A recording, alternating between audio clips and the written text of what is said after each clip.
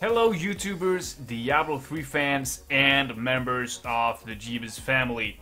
Welcome to this video. This is going to be another video regarding Diablo 3, in particular Season 4. Now, as the members of the Geebuz family knows that have been following my stream this last couple of weeks, you guys know that I will be doing a full stream, like a lot of streaming next weekend, the weekend that Season 4 is actually being released, covering the race from level 1 to level 70. And I just want to go over, like, I mean, this video is not going to be like, this is what you have to do. This is going to be a video weighing the 3 alternatives you have for leveling up to level 70, the pros and cons, and why you should probably go with 2 of the 3 alternatives, why 2 of them are a lot better than the third one in terms of experience and leveling up overall. So, because Season 4 is just around the corner, right now it's Saturday, August 22nd, and it's 8:24 p.m. So it's less than a week until Season 4 launches or goes live. 2.3 is going to be on this Wednesday coming up. Season 3 will end tomorrow evening, tomorrow PM, somewhere. I think it's probably going to end at like 6 p.m. I don't know, 5 p.m. or 6 p.m. I don't know, it doesn't matter. That's when it's going to end. All of that aside, when Season 4 launches, the first thing you want to remember, if you are a new player, if you have not completed the campaign ever, sorry about that, if you have not completed the campaign yet, you will want to do that before Season 4 launches in order to be able to get in to start playing adventure mode immediately. Just throw yourself into the adventure mode of this game. And if you are starting just now and you don't have the time to do that, then keep in mind that you have to complete the campaign mode in order to go adventure mode. All of that aside, let's get into the specifics and the 3 different alternatives. I'm just gonna name them up. First, the first method is Halls of Agony clears. The second method is regular Nephalem Rifts. The third option is bounties. Now, whether you play in a group or not, like if you're playing solo, the scales tips a little bit. It evens out a little bit if you're playing solo. If you're playing in a group, the third option will drop significantly when it comes to experience. And why, I will tell you in a minute. The first method, like I said, Halls of Agony clears. Halls of Agony is an area in Act 1. It's the 3 waypoints down here in the left corner. Halls of Agony level 1, level 2, and level 3. You will want to clear those 3 areas as fast as you possibly can, because that will net you the most experience per hour, meaning that you will get to level 70 as fast as you possibly can, especially if you are running with a party of 4. Then you will have the strength in numbers buff stacked up to 3 at all times. And keep that in mind, you will want, if you are going to raise up to level 70 and get there as fast as you possibly can, you will want, need. You will need to have that buff stacked up to 3 at all times. You will need a ruby in your head, you will need a ruby in your weapon to deal as much damage as you possibly can, and you will need to just keep running, which is what I will be doing. I just shared some of my secrets, quote unquote. So, Halls of Agony level 1 or 2 or 3, you can do whatever you want. You don't even have to clear all the 3 areas. I prefer to do that because I don't really like resetting games because it takes a while. Everyone has to leave the game and everyone has to get back into the game. Getting back into the game is usually not a problem, but everyone has to leave the game.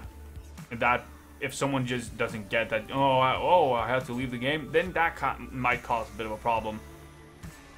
So I generally don't like doing this run, even though it gives you a lot of experience, because as you can see, this place is packing with mobs all over. It's really good density, low HP mobs that don't do a lot of damage, but they give you a lot of experience. And you will just want to clear all of the areas in also back in level 1, 2, and 3 to get the most experience per hour, thereby leveling up to level 70 the fastest. Unless you're very unlucky with getting drops and stuff like that. But as soon as you start getting gear and start getting upgrades, you will level up. Another thing to remember when you are actually going to start leveling, do not forget to pick your weapon off of your follower, because they will have a weapon for you, a magic weapon for you, that will give you insanely increased damage compared to the weapons that you have. So if you're running a Templar or a Templar, monk, or barbarian, you will want to go with the Templar weapon because it's a one-handed spear just for the time being, and then when you get level 10, 15, you will actually start getting super good weapons, probably even around level 5. If you're a demon hunter, you will want to go for obviously the scoundrel. If you're a wizard, witch doctor, you will want to go for the enchantress weapon, which is a magic staff, currently apparently with 8 intelligence, which is really, really good. The scoundrel has a crossbow with +1 minimum damage.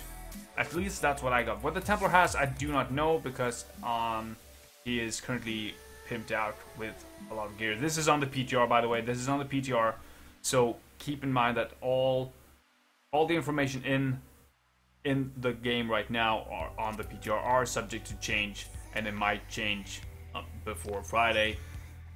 But again, Balls of Agony has always been one of the best ways to level up. I think it's always been the best way to level up really, really fast. Another addition, so moving on to option number 2, which is rifts. Regular rifts. And you always want to play on hard difficulty, unless you get a super buffed item and you can like do harder. Like if you get a legendary weapon with a socket and you put a big ruby in it and you deal like 10,000 damage from the get-go at level 1, then of course you don't want to do hard.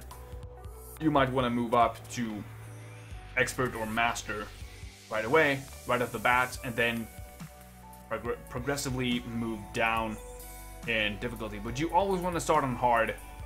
If you notice that it gets too difficult, exit the game, start on normal, because if normal and hard, if you're on hard, you can always reduce it back to normal, or reduce it to normal, but you cannot increase it back to hard again. But if you start the game on normal, because you notice that, alright, I start taking too much damage, I deal too little damage, then exit the game, turn it to normal, get in.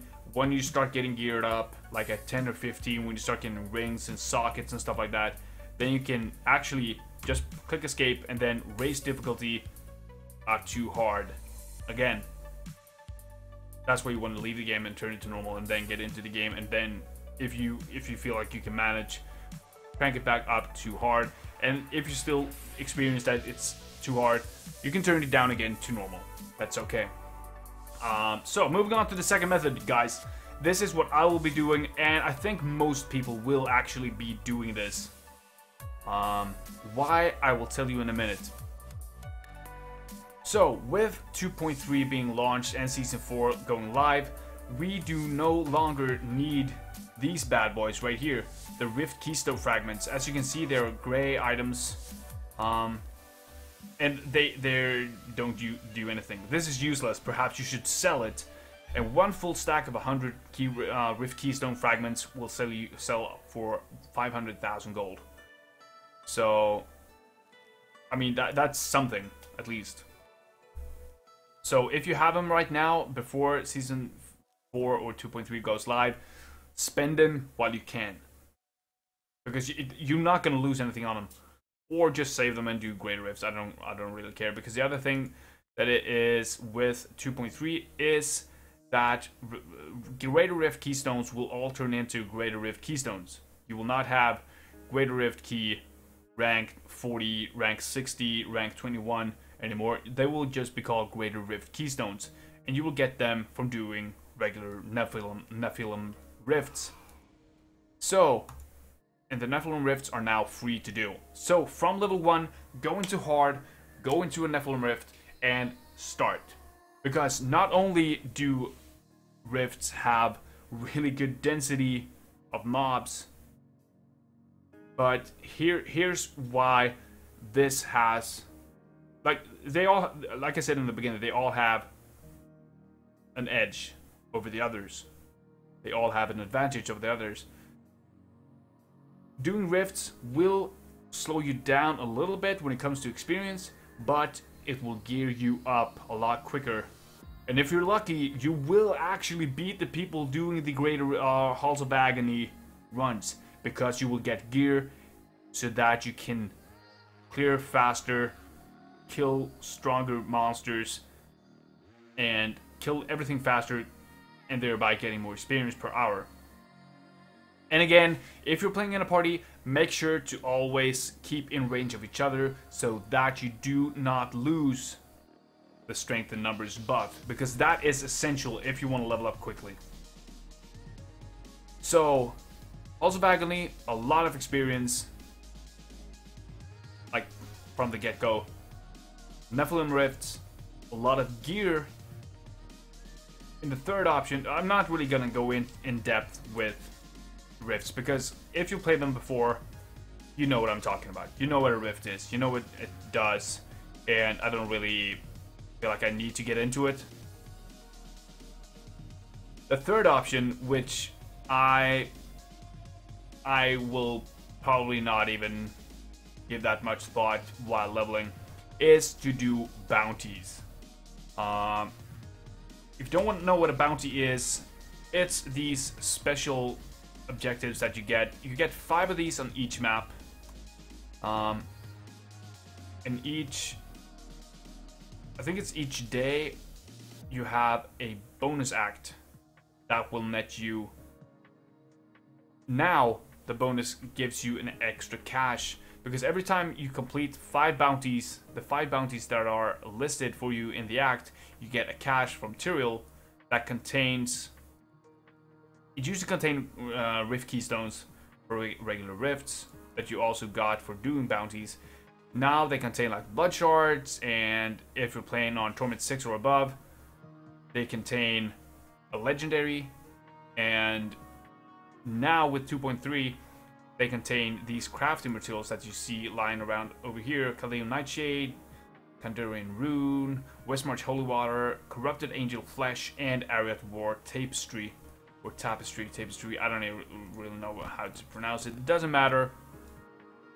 Doing bounties will, I don't know how high of a difficulty you have to do to be guaranteed to get 1 crafting material for every cash, because that's the reason why you want to do bounties, guys. That's the reason why you want to do bounties, because this thing right here, Kanai's Cube, as you can see here, there are 7 different things you can do with this cube that are listed. Then there are a lot of secret stuff, like you can put a puzzle ring in there and get into the vault to give you some money, which is going to be a really good thing once you get to level 70. You start getting Paragon points and some gold finding on your gear and stuff like that. But as you can see, the first 2 things in here that are what most people are going to use most of the time requires these crafting materials from the bounty caches. Now I'm getting into the cache. So, but you will get these items from doing bounties. So, doing bounties will net you the least amount of experience by far compared to the other 2. But what this thing gives you that the other 2 doesn't give you is a head start once you get to level 70 for the Kanai's Cube. Because you will have a shot at getting crafting materials from the cache. Even though if you're playing on normal, you will have a shot at getting the crafting materials. But you will not most likely not get geared up as fast because you're not killing as many monsters. Thereby, you're not getting the chance to get good drops. You're not getting as much experience. Thereby, you will not level up as fast, but you will have a shot at getting some free crafting materials that you will need for the Kanai's Cube. So, in conclusion, what is the best way to level up? And as I said in the beginning, if you're doing this solo or alone, the third option with the bounties is pretty much gonna rise up a little bit, because then you're doing it alone. Unless you're playing in a party and you all do the same bounty and you keep the stack of strength and numbers on you at all times, then it might even out a little bit.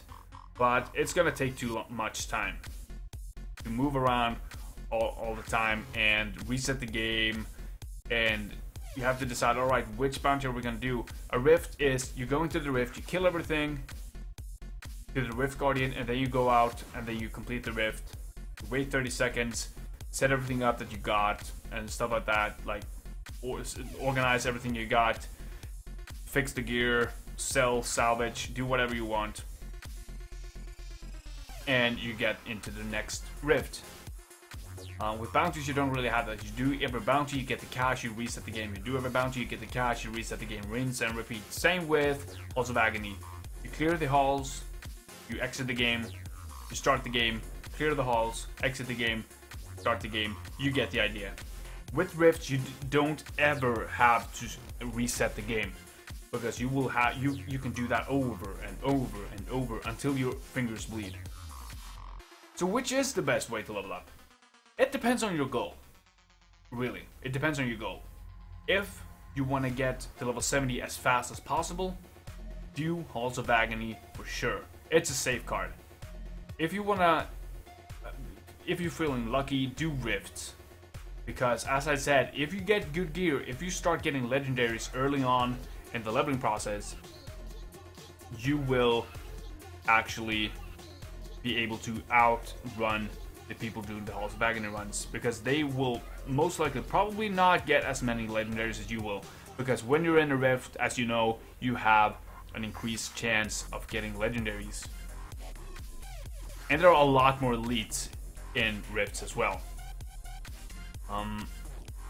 Doing bounties, it's gonna net you the least amount of experience per hour, meaning you will be the last group of people to come in level 70, and you will probably not get a lot of good gear either. Sadly, but that's how it is. But, so, Halls of Agony will get you to level 70, almost guaranteed, as soon as possible. But you will have to grind gear once you're at level 70. Rifts might not get you to level 70 as fast as the Halls of Agony people, but you will get gear, you will be geared once you hit level 70. And you can just start farming higher Torment. You will pretty much be Torment ready once you get to level 70. Doing bounties, you're not going to get to level 70 fast. You're probably not going to be super geared either. But you will have the advantage of having crafting materials for the Kanai's Cube that you can just go out in Act 3 to get, which is right here in the ruins of Sescheron. It's not always a bounty up there, but you just go in there, explore it, do whatever you want, and get the cube, and you have that, and you can use it once you get to level 70. I don't know when you can actually get it, and what level you have to be to actually use it, but I mean, you don't really need to use it until you get to level 70 anyway. So what's your choice? Let me know what you guys are gonna run in the comments below. I don't think there's much else to say right now. I will post another video soon, but that will pretty much only be regarding the people who are going to be watching or joining me on my run, so that will probably not be interesting for anyone else but the people in the Geebuz family who are actually going to join me on the race from level 1 to 70 on Friday, August 28th for Season 4 leveling up. So I guess that's all I had to say, people. I've covered it all, I think. Halls of Agony, more XP, rifts, more gear, bounties, both crafting materials. Yeah, I think that's it. If you want to join in or come hang out with me on my stream during the Season 4 race, please make sure to do so. If you like the video, like it. If you disliked it, dislike it. Share the video with your friends if you want to. Or don't do it if you don't want to. What do I know? And subscribe if you want some more gaming related videos. I guess that's it, folks. I don't think there's anything else to cover right now. If there's anything else that I forgot to mention in this video, just if there's something you wonder about that I didn't mention in this video, put a question in the comment section below, and I will see if I can get back to you. I will get back to you as fast as possible with an answer if I have one, or else I will look it up and I will get back to you anyway. So thank you guys for watching. Make sure to like, dislike, share, subscribe, and check out my other videos. Check out my Twitter, Facebook, YouTube, and my Twitch account as well to hang out with me while I'm streaming. Alright, that's creepy. That's creepy. That's creepy. The sweetie me just got out. Alright, I'll see you guys in the next video, or online, or on Twitch. Have a good one, people. This is Geebuz, signing out. Peace!